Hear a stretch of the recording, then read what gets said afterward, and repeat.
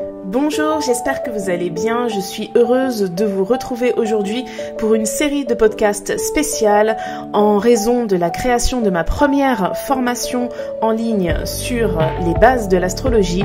Je vous propose une série de 12 podcasts sur les 12 signes astrologiques.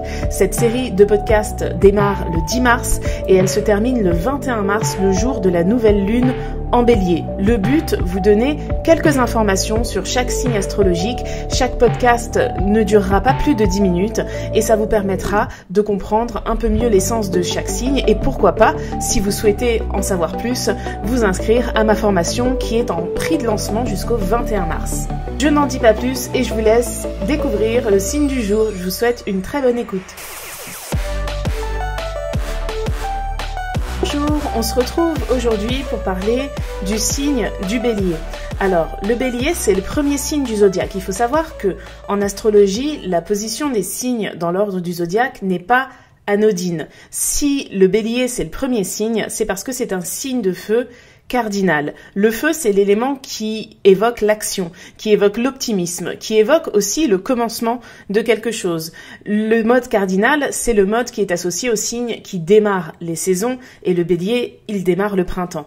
Donc, on était obligé, entre guillemets, d'avoir une énergie optimiste, combative, courageuse aussi et généreuse pour démarrer le zodiaque parce que le Bélier, il tire derrière lui tous les autres signes, c'est la locomotive de la roue astrale. Donc, effectivement, c'est un signe qui est très déterminé, qui est très entreprenant et qui a un côté individuel puisque sa phrase c'est « je suis », donc il symbolise la naissance. À l'image de la naissance d'un enfant, quand on arrive au monde, la seule chose qu'on veut faire au final, bon, on est encore dans l'inconscient à ce moment-là, mais c'est le découvrir, c'est aller de l'avant. Donc le Bélier, il symbolise toute cette énergie. C'est un signe qui est associé à la planète Mars, donc la planète rouge. Mars, c'est le dieu de la guerre. Sa symbolique, elle est donc totalement en accord avec ce que représente le signe du Bélier, parce qu'il y a la notion de combativité, la notion d'impulsivité, de violence aussi, tout ça c'est associé à l'énergie du Bélier et il faut se dire qu'on a tous de la violence en nous, on a tous un caractère impulsif en nous qui est plus ou moins visible, plus ou moins mis en avant et dans divers domaines. Il y a des personnes qui sont pas du tout impulsives sur le plan physique, donc ils vont jamais se battre, mais qui peuvent être très impulsives sur le plan émotionnel, dès lors qu'elles se sentent par exemple en insécurité, ou alors qu'elles se sentent en manque d'affection, en manque d'amour, etc. Donc le signe du Bélier, dans sa description générale, il n'est pas la définition exacte de toutes les personnes qui ont le soleil en Bélier et qui donc sont du signe du Bélier. Bien évidemment, on n'a que 12 signes, ce serait vraiment triste que chaque signe corresponde exactement à toutes les personnes qui ont le soleil dans ce signe. Donc c'est beaucoup plus complexe que ça. Là, on parle vraiment de l'essence du signe. Donc le Bélier, il évoque tout un panel de couleurs qui est relié à tout ce que je viens de citer.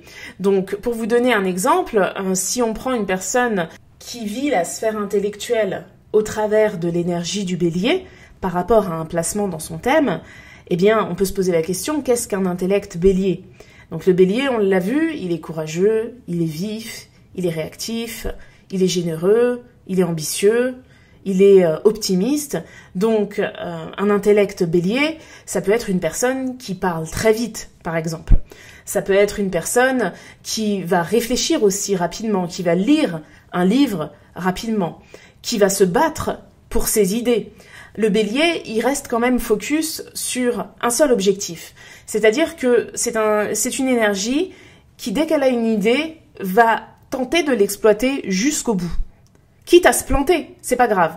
On se lève, on recommence. Mais c'est une idée à la fois. Contrairement, par exemple, au signe du Sagittaire, qui est un autre signe de feu, qui lui a tendance à courir dans plusieurs sens. On y viendra lorsqu'on parlera du Sagittaire. Donc, vous voyez, pour cet exemple de l'intellect, on peut se dire, c'est une personne qui est, dans ses relations sociales, très optimiste, par exemple, très généreuse aussi. Et il faut vous dire que le signe a toujours, si vous voulez, le revers de la médaille.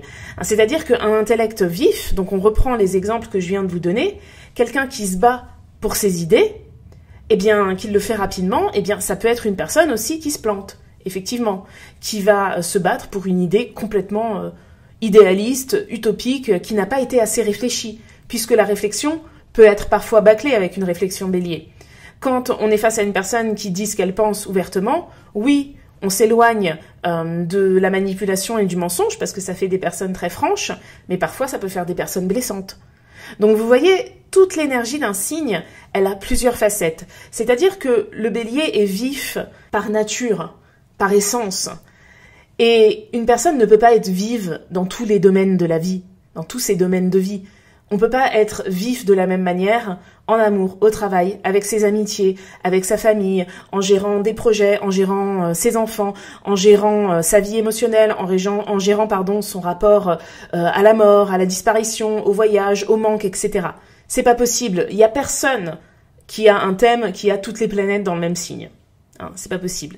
Donc, de ce fait, c'est ça qui est important quand on cherche à comprendre son thème et quand on cherche aussi à comprendre une énergie astrologique, c'est que la définition que l'on trouve de base, elle décrit une essence. Et chez tout le monde, chez toutes les personnes qui écoutent ce podcast à cet instant, je vous garantis que vous avez du bélier en vous. Même si c'est un signe que vous n'appréciez pas trop, même si vous avez l'impression de ne pas être une personne courageuse, de ne pas être assez vive, de ne pas être assez réactive, de ne pas avoir assez d'optimisme, etc. C'est forcément dans une partie de votre thème astral et donc dans une partie de vous. Par contre, ça je vous l'accorde, c'est possible, ça peut être un peu éteint, selon les placements du thème. Mais en tout cas, le bélier, c'est le signe qu'on doit tous aimer par rapport à la capacité qu'il nous offre à aller de l'avant. Et si on regarde bien dans la vie, on va tous de l'avant. Alors, c'est vrai, certaines personnes ont l'impression d'être en retard. D'autres ont l'impression de stagner. Mais chaque jour, on évolue. Même si on évolue peu, on évolue. Tous les jours. Et c'est ce que symbolise l'énergie du bélier. Donc, en astrologie, on vous dira qu'une personne bélier, effectivement, a ce tempérament que j'ai cité avant, qui est à nuancer, bien évidemment, en fonction du thème. Et pour un peu plus nuancer vos analyses, il est important de faire attention aux décans. Donc les décans, c'est quand on divise le signe en 3 parties. Chaque signe a 30 degrés dans le zodiaque. Donc du degré 0 au degré 9, premier décan. Du degré 10 au degré 19, deuxième décan. Et du degré 20 au degré 29, troisième décan. Donc en fonction de la position du soleil dans votre thème, si vous êtes solaire bélier, sachez que le premier décan est associé à Mars. Donc on est doublement sur une action martienne, si je puis dire, puisque le bélier, de base, il est lui-même associé à Mars. Donc ce sont les béliers les plus combatifs, ceux qui vont de l'avant, ceux qui sont le plus idéalistes et le plus optimistes aussi. Ensuite, le deuxième décan, il est associé au soleil, donc ça donne un côté un peu lion. Donc on peut dire que c'est le décan du bélier qui est le moins entreprenant parce qu'il y a un attrait quand même pour le confort. Il y a aussi un besoin de se valoriser et un besoin aussi de créer. Parce que le signe du lion, c'est un signe créatif. Et le troisième décan est associé à Vénus.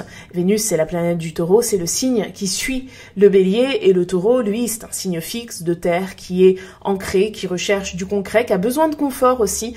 Donc les 2 et 3e décans se ressemblent pas mal sur la notion de créativité et sur le fait d'un peu plus stagner et d'être un peu plus prudent dans ses avancées. Mais le 3e décan apportera aussi un côté beaucoup moins optimiste. Tout simplement parce que le signe du taureau, qui est rattaché à Vénus, c'est un signe de terre et les signes de terre, ils sont prudents, ils sont avenants. Là où le bélier va vite, ce 3e décan, il amène quand même un peu plus de mesure, un peu plus de raison, le fait de prendre un peu plus son temps. Donc voilà, j'ai terminé ce mini podcast sur le signe du bélier. J'espère qu'il vous a appris des choses. N'hésitez pas à le transférer à une personne qui est bélier, qui est ascendant bélier ou tout simplement quelqu'un qui souhaite en savoir plus sur l'astrologie.